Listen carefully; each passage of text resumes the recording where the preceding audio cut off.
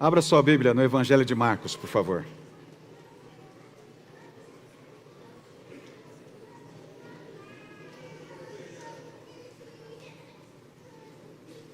Evangelho de Marcos, capítulo 10.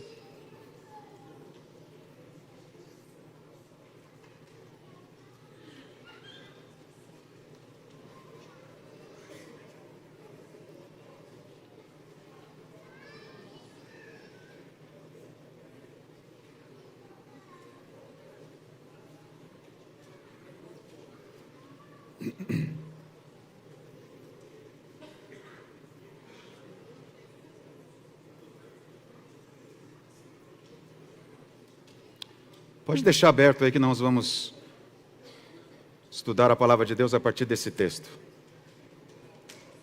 Eu quero fazer uma confissão para você. As confissões não são muito boas, né? É ruim para quem faz a confissão e às vezes até interessante para quem escuta. Eu nem falei para a Silmara isso. É bom às vezes consultar a esposa antes de falar, né? Mas na minha adolescência, eu fui viciado em uma substância química.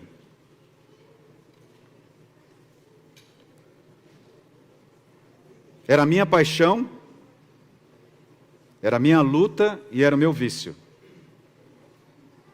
Pois é, o pastor de vocês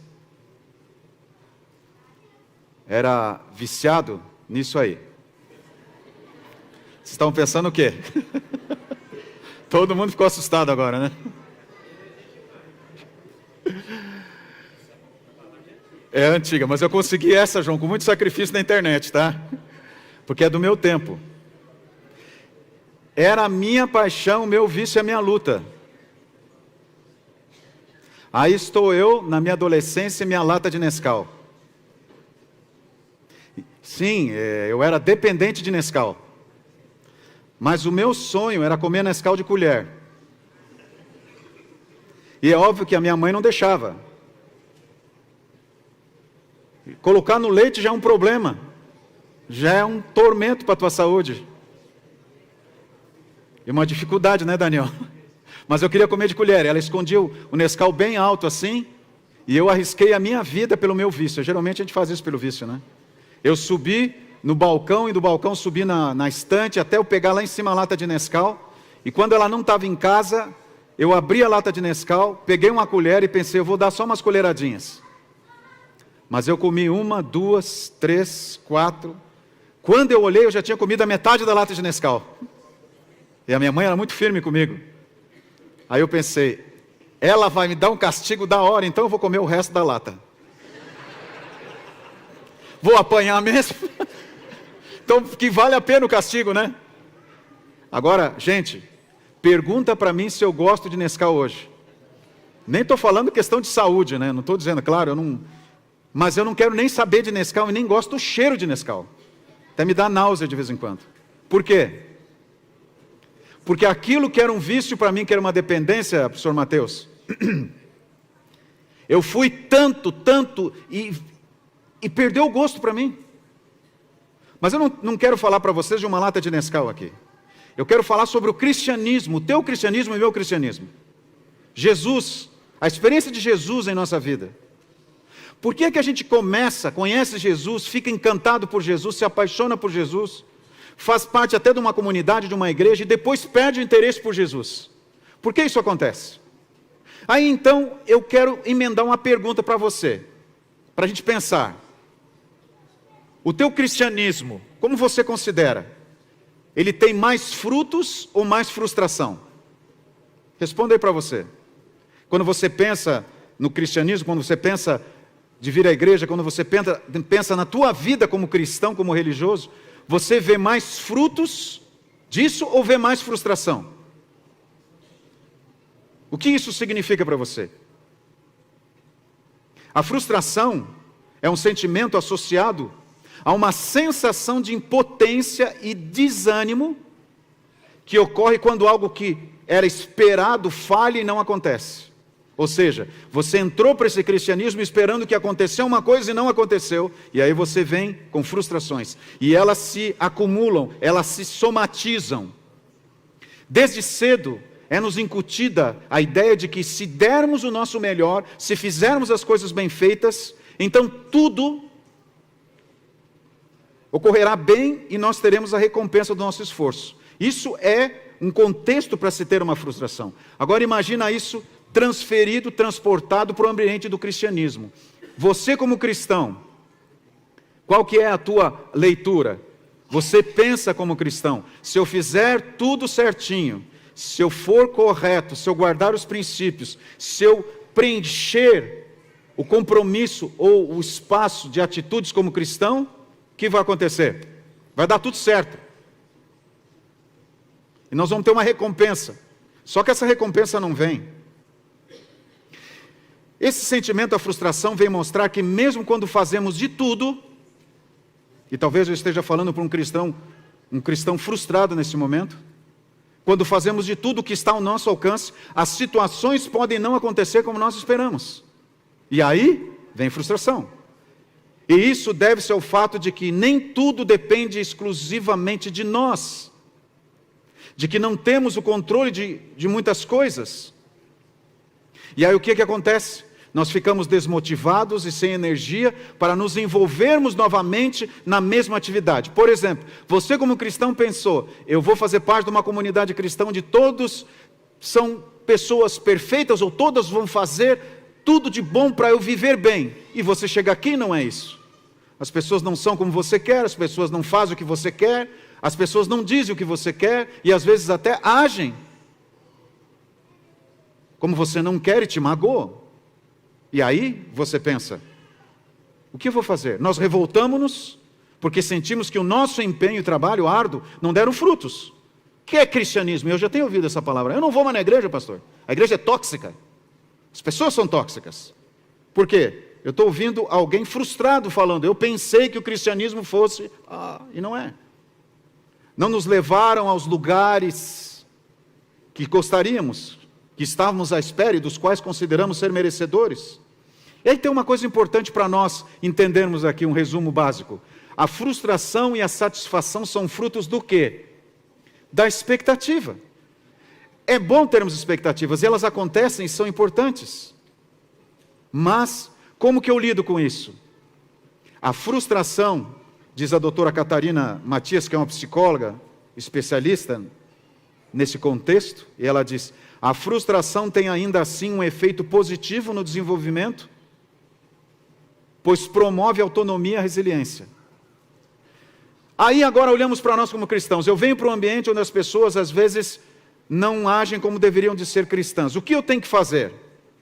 Desistir do cristianismo, desistir desse ambiente, desistir da igreja, desistir das pessoas, do meu compromisso com Jesus? Então segure essas perguntas aí e vá comigo agora para Marcos, capítulo 10, que você está com a Bíblia aberta, nesses minutos que temos. Vamos ver os versos 17 a 22. Olha o que diz aí. E pondo-se Jesus a caminho, correu um homem ao seu encontro, e ajoelhando-se perguntou-lhe, bom mestre, que farei para herdar a vida eterna? Respondeu-lhe Jesus, por que me chamas bom? Ninguém é bom senão um, que é Deus. Sabes os mandamentos? Não matarás, não adulterarás, não furtarás, não dirás falso testemunho, não defraudarás ninguém, honra teu pai e a tua mãe. Então ele respondeu, mestre, tudo isso tenho observado desde a minha juventude. E Jesus, fitando-o, o amou e disse, só uma coisa te falta. Vende tudo o que tens, dá aos pobres, e terás um tesouro no céu. Então vem e segue-me. Ele, porém, contrariado com esta palavra, retirou-se triste, porque era dono de muitas propriedades. Feche teus olhos por alguns segundos. A tua palavra está aberta, mas nós precisamos do Espírito Santo, Senhor. Ilumina a nossa mente, livra-nos de qualquer distração, repreenda Satanás e suas hostes para que não interfiram nesse momento. e que nós ouçamos somente a tua voz. Em nome de Jesus. Amém. Talvez você está pensando aí, enquanto ouve a história desse jovem, eu não sou rico, então não tenho esse problema. Estou livre disso. Não tenho essa tentação. Mas eu quero que você pense comigo agora. Por que ele não conseguia seguir a Jesus? Jesus falou para ele. Jesus atendeu, Jesus ouviu. Mas por que ele não conseguia seguir Jesus? Por que ele não conseguia testemunhar de Jesus? Porque o cristianismo para ele estava engessado. Porque ele não era feliz na sua religião. Aí você pode dizer, porque ele era um legalista e ele ficava só preocupado em guardar a lei. Mas será que é isso? Às vezes nós pensamos, o problema está com os legalistas. O problema está com os liberais. O problema está com aqueles que usam azul, o problema está com aqueles que usam amarelo. E nós começamos a tentar rotular certas coisas e dizer, o problema está aqui, resolveu isso, resolveu. Mas será que é isso? Será que esse é o problema? Não era o legalismo, não era o fato de ser obediente à lei de Deus, pelo contrário. Olha o que diz Jesus em Mateus capítulo 5, verso 20. Porque vos digo que se a vossa justiça não exceder em muito a dos escribas e fariseus, jamais entrareis no reino dos céus. Jesus estava dizendo o quê? Vocês não têm que deixar de ser obedientes. Vocês não têm que deixar de guardar os meus mandamentos. Ele cita os mandamentos para o rapaz. Esse não é o problema. E alguns acham que, como o filho pródigo que saiu de casa, esse povo é muito legalista, essas coisas nos incomodam, vamos embora daqui. Porque acham que o problema são as regras. Será que são as regras? Será que o problema desse rapaz eram as regras? Eram os mandamentos?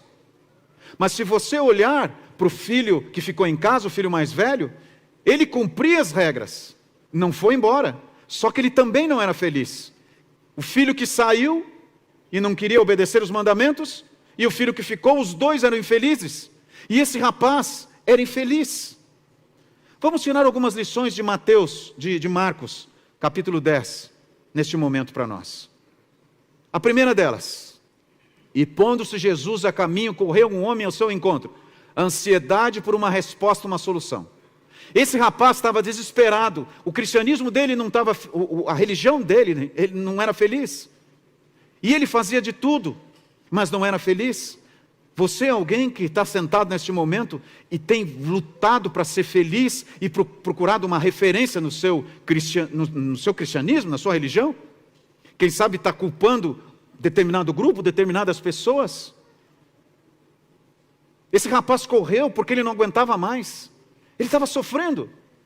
A ansiedade tem matado muitos cristãos, tem destruído a vida de muitos sinceros religiosos. Ele queria uma resposta. E ele fala com Jesus, que farei para herdar a vida eterna? Por que ele fala assim, que farei para herdar a vida eterna? O que estava por trás dessa frase dele? Ele propôs uma troca, uma negociação, uma barganha. E é isso que nós costumamos fazer com Deus. Me coloca aí algumas condições, me coloca uma lista, me coloca um preço. E eu vou pagar. Tem que devolver o dízimo, tem que fazer trabalho missionário, tem que usar roupa de cristão, o que for para fazer. E nós começamos a negociar com Deus e tentar colocar para Deus que nós podemos trazer o preço que for cobrado. Era essa a vida que ele tinha levado há muitos anos e que continuava levando ele à frustração. Ele se considerava alguém justo o suficiente, alguém em condições suficientes para receber as bênçãos de Deus. O que eu tenho que fazer? O que eu tenho que fazer? Com essa frase, onde você vê a solução segundo ele entendia? O que essa frase mostra para você? Como esse rapaz via a solução? Onde é que estava a solução para ele? Em Deus ou nele? O que eu tenho que fazer para herdar a vida eterna? Estava em Deus ou nele? Nele. Eu só preciso que você me diga o quê. E aí Jesus entra nesse contexto e ele responde, mas nessa hora quando ele fala isso para Jesus, Jesus conhecia o que aquele rapaz estava sofrendo. E diz aqui Marcos que ele falou para Jesus: tudo isso tenho observado desde quando? A minha juventude. Descreveu a sua rotina, regras, mandamentos, obediência, tudo certo. Mas qual que era o problema? Ele estava usando isso como uma moeda de troca, mas também isso lhe dava frustração. Ele não era feliz. E ele estava ali por uma questão de benefício próprio, olhando para a herança. E qual é a herança? O que eu tenho que fazer para quê? Para herdar o reino dos céus. O que eu tenho que fazer, Deus? Ir à igreja no sábado de manhã para receber a bênção? Fazer uma obra social? Entregar o grande conflito próximo sábado? Vai, eu faço, não tem problema. Claro que isso é importante, mas o problema é por que eu estou fazendo isso. Essa rotina estava destruindo a vida dele. E Jesus então, diz o texto, fitando. Jesus não deu uma olhadinha de canto de olho e falando, vem com essa conversinha, eu te conheço, eu conheço o teu passado. Ele não falou isso. Jesus fitando fez o quê? Amou. Marcos não escreveu isso por acaso. Jesus amou, porque Jesus não queria vê-lo sofrer essa vida vazia que ele estava levando. Amou. Jesus olha para você hoje, não importa a sua história, não importa de onde você veio, o que você está pensando agora, os teus argumentos, que são os mais interessantes, os mais bonitos. Você está brigando com Deus. Alguns estão brigando porque acham que tem que fazer mais. Outros estão brigando porque acham que não tem que fazer mais, tem que fazer menos. Que a vida é muito chata, tem que melhorar. Tem que fazer uma religião mais light. Não importa se você é o filho pródigo que saiu, ou se você é o filho pródigo que ficou, ou se você é o jovem rico que está ali. Todos nós estamos querendo a bênção de Deus. Só que Deus quer nos dar e a gente não consegue receber porque não deixa. Olha para a atitude de Jesus. Jesus olhou para ele e o amou. Jesus não criticou, não censurou, mas Jesus olhou e o amou. Ele olha para você e sabe o que você precisa. Por favor, deixa Jesus olhar para você. Ouça o que Jesus quer falar para você. Não importa que você está numa igreja ou que você está me assistindo num vídeo religioso. Importa que você ouça Jesus falar para você agora e olhe porque Jesus está olhando para você. E ele disse, só uma coisa te falta. Parece pouca coisa, né? Não era uma lista, era só uma. Mas queridos, olha o nível, olha o potencial, olha o dano dessa coisa. Essa coisa era o problema. Por que era o problema? Porque o que você tem aí na tua vida, escondidinho, talvez você até tenha o seu compromisso como religioso, você faça até obras de caridade, você até faça trabalho missionário, você até frequente uma igreja, você até respeite Deus, você até tenha símbolos da tua religião na tua casa, mas lá no fundo, você sabe que tem uma coisa aí, guardada num cofre, numa caixa especial, que está ocupando o lugar de Jesus. Ele tinha uma coisa, qual que era essa coisa? Os seus bens, a sua ganância, o seu orgulho. O meu pode ser o rancor, o orgulho meu, pode ser a lascívia, pode ser a minha autossuficiência, porque eu sei o que é melhor, eu vou fazer do meu jeito. Alguma coisa está ocupando o lugar aí de Jesus. Enquanto isso ocupar o lugar de Jesus, Jesus falou, só está faltando uma coisa. Só está faltando uma coisa. Por que Jesus falou só está faltando uma coisa? Porque Jesus sabia que enquanto ele tivesse isso no coração, ele não poderia seguir Jesus. Ele não poderia testemunhar de Jesus, ele não teria alegria na religião. Ele viria à igreja, mas seria algo assim, formal, até interessante. Até se a temperatura do ar tivesse um pouquinho melhor, ou se tivesse estacionamento na igreja, mas está tudo bem, eu vou continuar indo. Mas não é feliz. Não é feliz. E para alguns aqui, neste momento, falta isso para ir embora. Alguns já foram. Por quê? Porque está faltando uma coisa. Enquanto isso existir, nós vamos ser infelizes. E não vamos conseguir seguir Jesus e testemunhar de Jesus. Aí vem o pastor falando que tem que entregar o grande conflito para visitar amigos da Novo Tempo. Vem aqui falando, eu quero tomar cuidado da minha vida. Por quê? Porque alguma coisa falta na minha vida que está impedindo Jesus. E se eu não tenho Jesus na minha vida, se eu não amo a Jesus em primeiro lugar, eu não vou conseguir seguir Jesus. Eu posso até ser religioso, frequentar uma igreja, eu posso até ter atitudes que me colocam, me rotulam como cristão, mas eu não tenho Jesus como primeiro na minha vida. Só uma coisa te falta. Antes de poder seguir a Jesus, ele precisava amá-lo e colocar Jesus como primeiro, e ainda alguma coisa ocupava aquele lugar. Era só isso, e era tudo isso. Eu não sei o que você tem na tua vida, mas você sabe. Talvez tenha mais coisas, mas tem uma que está ali e não sai de jeito nenhum. E você até tem resmungado com Deus. Eu tenho feito tudo desde pequeno, conheço. No Desejar Todas as Nações, na página 168, olha o que diz o dom profético. Sob a direção do Espírito Santo, o intelecto que se consagra sem reservas a Deus, desenvolve-se de que maneira?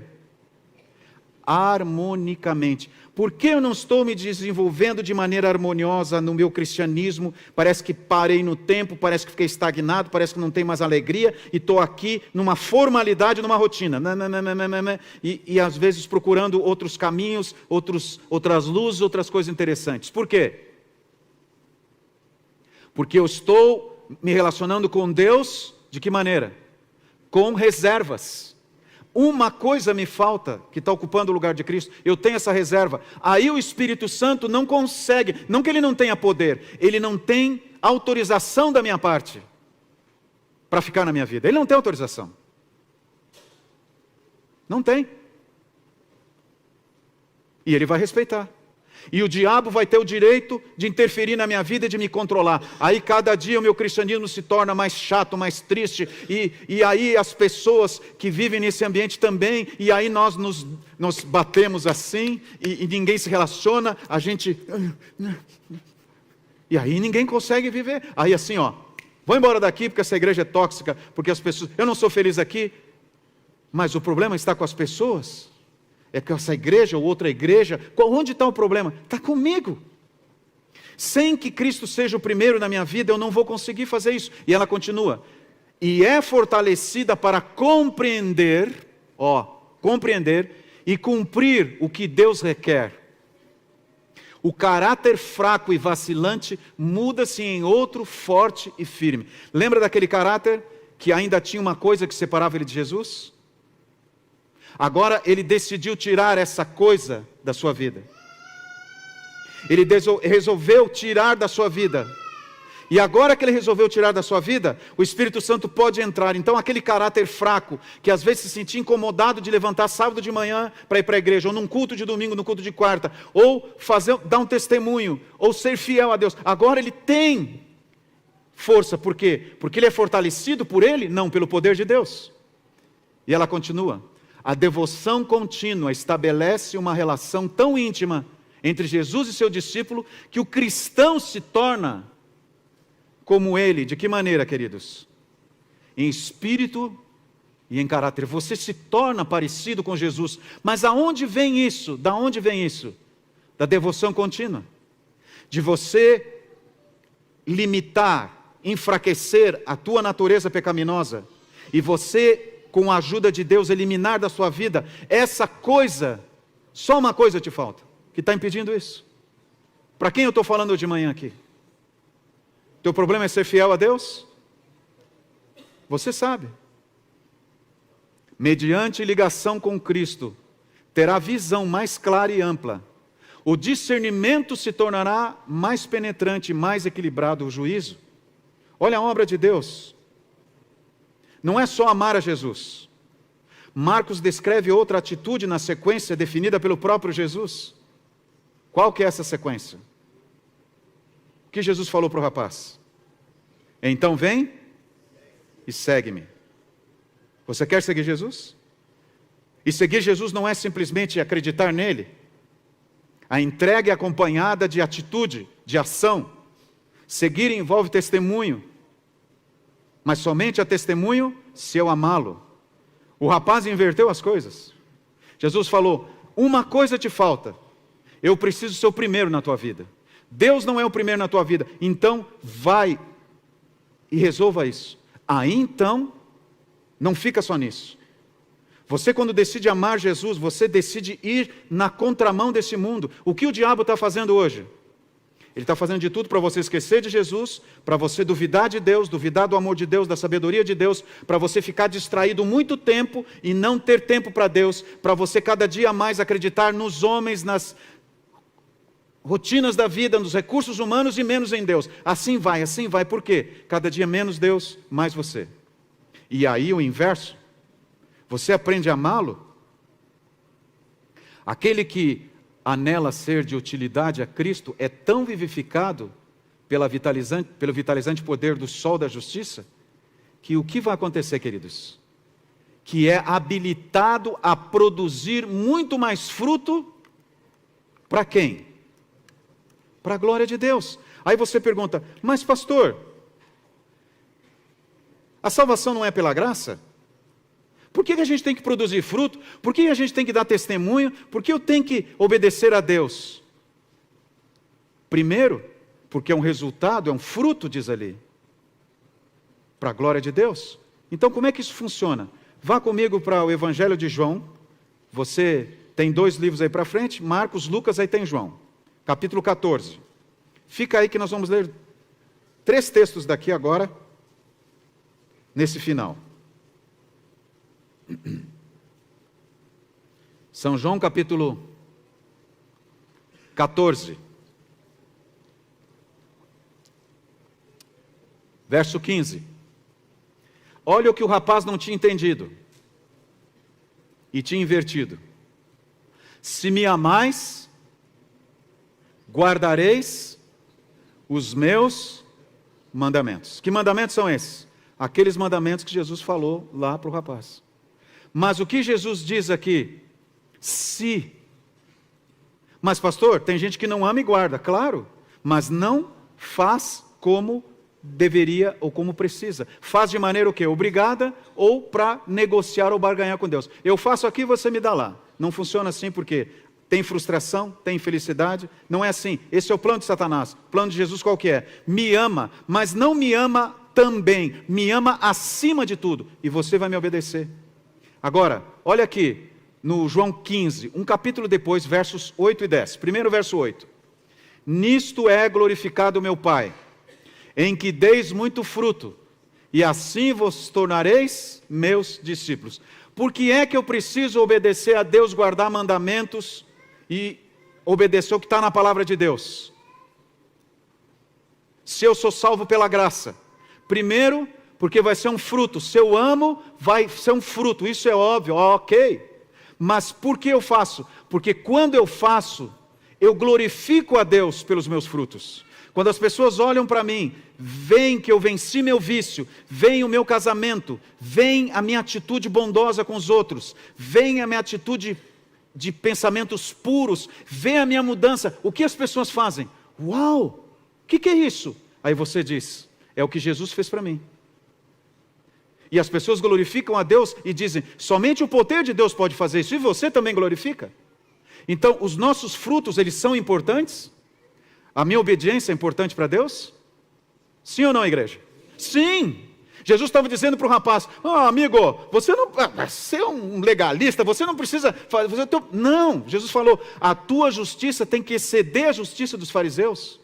Os fariseus, no período do cativeiro babilônico, eles criaram 300 mandamentos em cima do 4º mandamento, que é: lembra-te do dia do sábado santificado. Agora você imagina, 300 mandamentos em cima do mandamento. O que o sábado se tornou para eles? Uma desgraça. Agora Jesus falou: não precisa guardar o sábado? Não.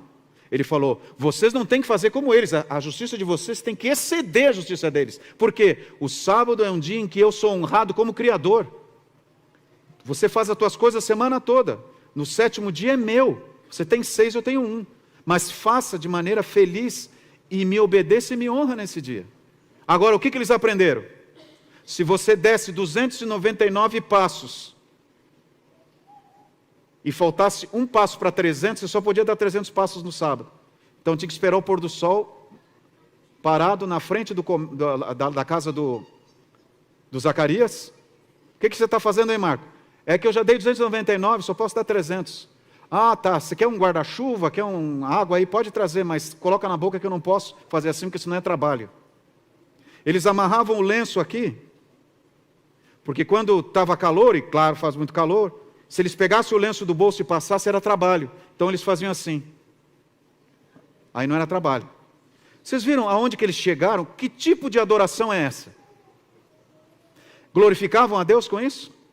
Não. E eram infelizes.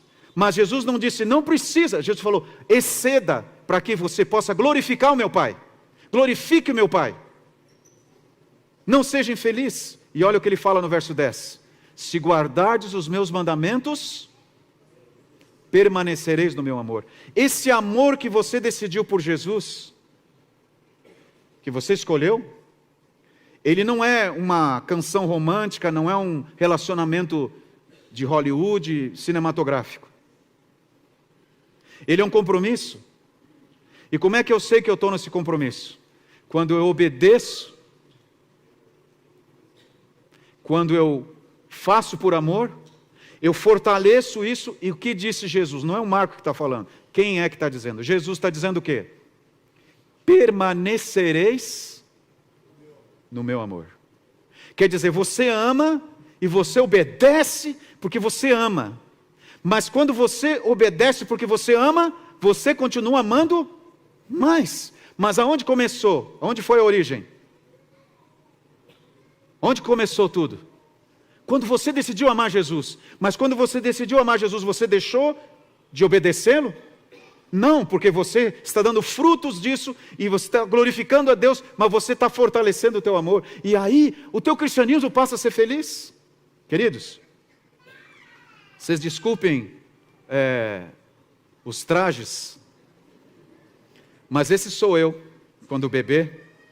Vocês percebem que o topete continua, né? Mas eu nasci num lar cristão e frequentei a igreja durante muito tempo. A minha mãe me criou nos caminhos do Senhor. Só que, na minha adolescência, eu comecei a me revoltar com Deus porque achava que isso aqui era muito chato. Esse ambiente era chato. Eu me sentava e dizia, por que minha mãe foi conhecer a Jesus? Agora eu não posso fazer o que eu quero. E me revoltava com Deus, e realmente eu saí um tempo da igreja, porque eu achava que as pessoas eram chatas. Eu não gostava do meu tio, que era pastor na época, eu criticava ele, criticava as pessoas da igreja, os anciãos, e eu saí. E um dia, quando um criminoso colocou um revólver na minha cabeça, eu vi que eu precisava voltar. Mas eu voltei e continuava sem entender por que eu estou assim. Aí eu pensei, eu preciso saber mais. Aí um dia eu me senti chamado por Deus e fui fazer faculdade de teologia. Em 1986, eu tinha 16 anos, fui fazer faculdade de teologia. Fiquei 1983. Você vê que vai passando o tempo, a gente já vai perdendo os numerais, né?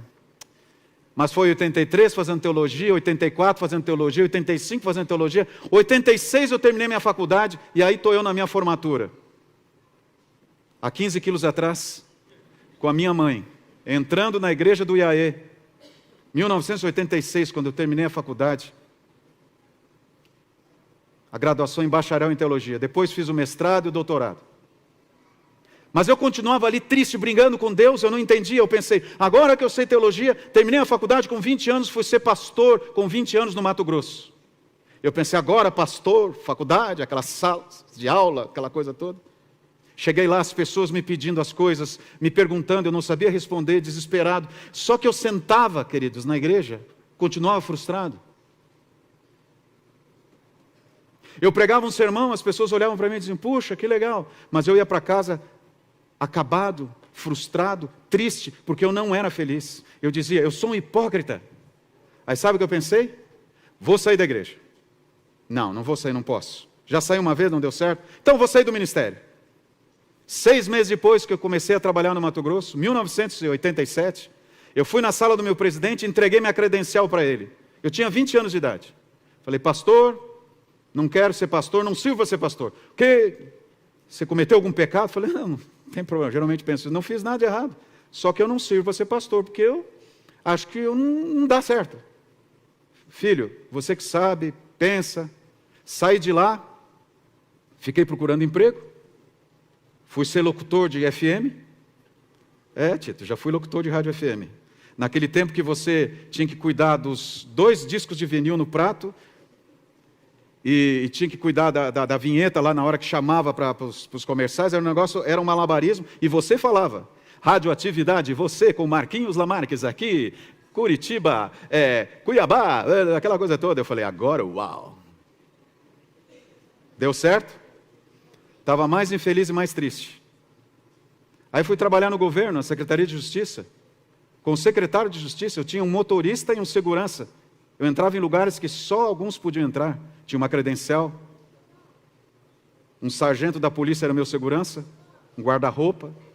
Agora sim. Continuava infeliz. O problema estava no meu ministério, estava na igreja, gente. O problema estava com quem? Estava comigo. E um dia eu estava no centro de Cuiabá, no meu apartamento imobiliado, bonito, que eu morava lá. Eu ganhava 3 vezes mais que eu ganho hoje, para trabalhar no governo. Trabalhava junto com o secretário de Justiça. Uma vez o ministro da Justiça, o Brossard, foi lá. O secretário me apareceu, aqui é o Marco. Fui convidado para ser assessor do governador. Olha só, o menino está indo bem. 21 anos na época. Eu entrei no meu quarto, uma madrugada desesperado. Falei, o que está faltando para mim? Eu não sou feliz. E Jesus me disse, falta uma coisa. Uma coisa, Marco. Eu não sou o primeiro na tua vida. Nunca fui. Você não me ama. E eu chorei aquela madrugada. E ali naquele quarto, lá no centro de Cuiabá, naquele apartamento, eu entendi. O problema não eram as pessoas da igreja. O problema não eram as regras da igreja. O problema era comigo. Eu escondi atrás dos meus argumentos, atrás da minha teologia, que eu não amava Jesus. Era só isso e tudo isso. E naquele dia, eu decidi, eu vou amar a Jesus. Ele é meu amigo. Ele é meu amigo. E se eu amo Jesus, eu vou obedecê-lo, porque Ele é meu amigo. E se eu obedeço, se eu amo, eu vou testemunhar dEle. E Jesus transformou a minha vida. Depois de alguns meses eu recebi um chamado, vim para São Paulo, fui ser capelão do Colégio de Osasco. Trabalhei quase 4 anos na capelania. Deus fez milagres na minha vida, conheci a Silmara, o maior milagre. E hoje eu tenho essa família bonita.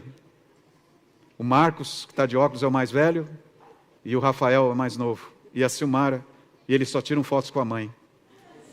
Não sei porquê. Você está compreendendo? Eu estava querendo ir para um caminho e Jesus estava dizendo, Marco, entenda, meu filho, você precisa me amar. Aí vem e segue-me. Vocês acham que hoje no meu ministério as coisas melhoraram, mudaram? Não, eu tenho desafios, tenho problema, eu tenho problemas pessoais na minha vida. Mas o que eu estou aprendendo cada dia mais? Que eu tenho que entender que Jesus tem que ser o primeiro. E eu luto para que nada ocupe o lugar dele todo dia. Porque se não for assim eu vou ser infeliz. Chega de argumentar com Deus. Eu luto.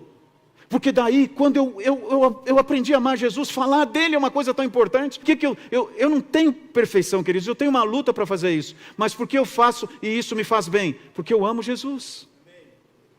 E quando você ama, você para de brigar com Jesus e para de desculpar. É fácil? Não. É difícil. Mas em nome de Jesus é possível. Para de inventar desculpas. Para de tentar filosofar. Para de brigar com Deus ou de querer barganhar. Eu tenho feito tudo isso desde a minha infância. Eu também fiz. Eu frequentava uma igreja e fazia tudo certo. Eu entrei para uma faculdade de teologia e procurei aprender mais para fazer mais certo ainda. Mas era infeliz. Mas hoje Jesus mudou meu coração. E está mudando ainda. E o que vai acontecer quando uma igreja entender isso? A gente vai terminar lendo esses textos aí de Atos capítulo 10. Então vai lá comigo, por favor. Nós precisamos entender isso. Atos capítulo 10, versos 42 a 43.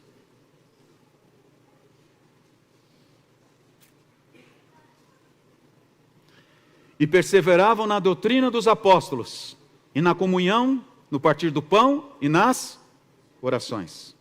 Eles não perderam a referência bíblica e nem a doutrina que Jesus havia passado para os apóstolos. Eles perseveravam nisso. E o que mais eles faziam? Em cada alma havia temor e muitos prodígios e sinais eram feitos por intermédio dos apóstolos. Agora vá para o 46, por favor. Enquanto isso, acrescentava-lhes o Senhor, dia a dia, os que iam sendo salvos. O que você quer para você? Frustração ou frutos? Falei errado o texto? Desculpe, Atos 2. Está vendo? Aí sim. Obrigado, G, e obrigado, João. Esses são amigos mesmo, viu? Vamos lá de novo, então. É muita emoção, gente. Eu troquei no meu e não troquei de vocês. Vamos lá. Atos 2, então. 42 primeiro. E perseveravam na doutrina dos apóstolos, e na comunhão do partir do pão e nas orações. Aonde que eles faziam isso? 2 lugares. No templo, na igreja e aonde? Nas casas. Isso é plano de Deus. A gente tem na igreja o revivamento e tem nos pequenos grupos o fortalecimento. Isso é plano de Deus. E eles tinham tudo a favor deles, gente. Eles estavam sendo perseguidos por Roma, pelos judeus. E eles perseveravam. E daí o que aconteceu? Em cada alma havia o que? Temor, e muitos prodígios, sinais eram feitos. O Espírito Santo se manifestava, amém? Enquanto isso, o que acontecia? Eles tinham que correr atrás para convencer as pessoas? Não, o Espírito Santo fazia. Ele fazia o quê? Enquanto isso, acrescentava-lhes o Senhor dia a dia os que iam sendo salvos. Frutos ou frustração? O que Jesus fez na minha vida pode fazer na sua vida. Mas eu te pergunto, o que falta para você? Uma coisa só? Então agora é hora de você dizer: Senhor, me ajuda, eu quero deixar disso. Eu quero que seja só você o primeiro, eu quero te amar. Você quer fazer isso? Quer fazer? Jesus pode fazer por você. Eu quero fazer oração por você nesse momento, que precisa dessa oração para tomar essa decisão. Em vez de voltar como aquele jovem voltou para a sua vida e desistir, hoje é o momento de você acreditar que Deus pode ajudar você a deixar essa coisa que está te separando de Jesus. Não sei qual é, você sabe. Quem vai ser a primeira pessoa a levantar nesta manhã e dizer assim: tira de mim isto, Senhor. Tira de mim isto. Quem quer vir aqui à frente para que eu ore? Levanta e vem em nome de Jesus. Talvez a decisão mais difícil da sua vida, como eu naquele apartamento, naquela madrugada, brigando com Deus, seja este momento agora, você aqui numa igreja, brigando com Deus. Se você se sentir à vontade, vem aqui à frente. Em nome de Jesus. Pode chegar aqui, por favor, cheguem aqui perto. Cheguem aqui. Deixa que o milagre aconteça. O Espírito Santo está andando entre nós nesse momento. Não é mais um culto, queridos. Não pode ser mais um culto. Tem que ser o dia em que a minha vida mudou. Essa coisa que tem interferido, por favor. Jesus pode te ajudar a tirá-la daí. Mas Ele só vai fazer se você permitir. Deus preparou um movimento, uma igreja, para esses últimos momentos da história do mundo. Isso aqui não está acontecendo por acaso, é profético e é dirigido pelo Espírito Santo. E se Deus foi quem fez isso, vai prosperar. Essa igreja vai triunfar. Hoje é uma igreja militante, mas será uma igreja triunfante, em nome de Jesus. E será aqui que vai acontecer esse milagre. Aqui, com você e eu. Nós iremos, pelo poder de Deus, seguir. Você acredita nisso? Eu estou aqui para dizer para vocês que funciona. Eu estou aqui para dizer para vocês que é a melhor coisa que pode acontecer.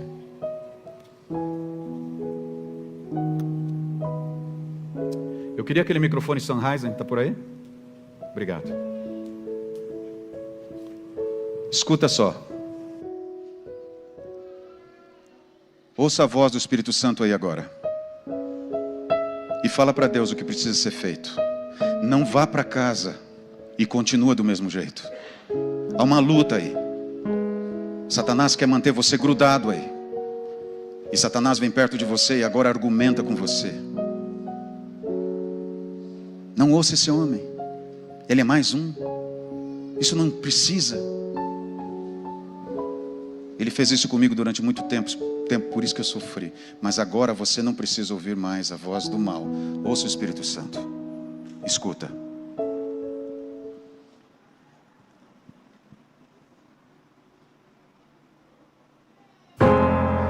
Há muito tempo eu ando triste, vivendo a vida por viver. Mas hoje eu vinha este tempo, porque entrei, não sei dizer. Sentei num canto ali no fundo, tentei cantar, tentei sorrir, e um sentimento tão estranho me deu vontade de sair.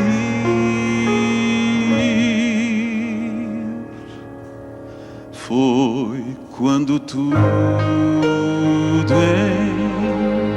então mudou. Senti a voz de Deus no ar. Senti sua mão em minha mão. Senti vontade de chorar. Agora Jesus me chama e eu não consigo levantar.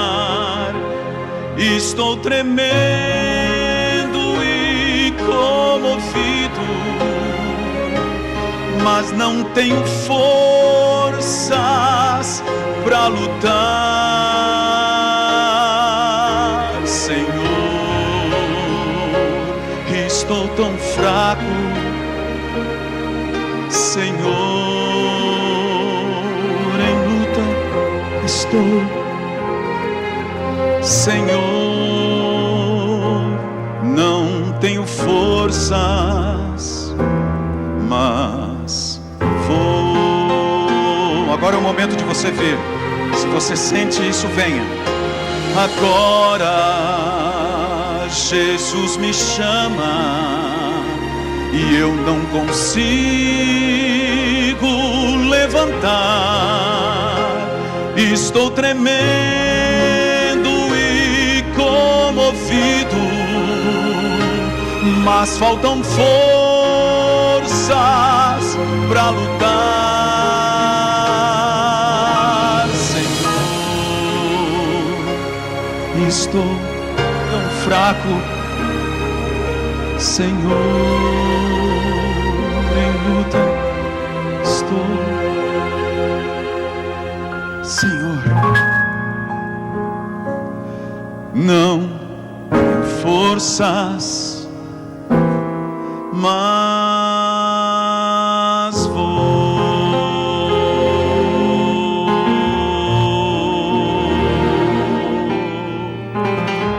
Eu vou, Senhor. Eu vou como eu estou. Faça um milagre. Querido Pai, aqui estão queridas pessoas, Senhor, neste momento. Uma luta cósmica acontece aqui neste lugar. Forças do mal enfurecidas, porque alguns aqui têm sido levados por Ti para lugares distantes e lugares frustrantes. Alguns estão aqui frustrados, porque têm procurado uma religião que não existe, que é vazia. Mas Jesus veio aqui hoje e olha para esse filho com amor. Ele olha e ama. Olha para essa filha e ama. Perdoa-nos, Pai. Mas em nome de Jesus, opera com poder e nos ajuda a abandonar essa única coisa que está faltando. É o meu orgulho, muda esse coração. É o que eu tenho lido, o que eu tenho visto, é o que eu tenho seguido. Me liberta, Senhor. Me liberta. Eu posso ser feliz no cristianismo, porque Tu disseste isto. Obrigado por me amar. Me ensina e me ajuda a Te amar. E me liberta desta coisa que tem me separado de Ti. Obrigado. Que eu seja um testemunho para o mundo. E que eu fale de Jesus, para que esse amor frutifique mais. Em nome de Jesus.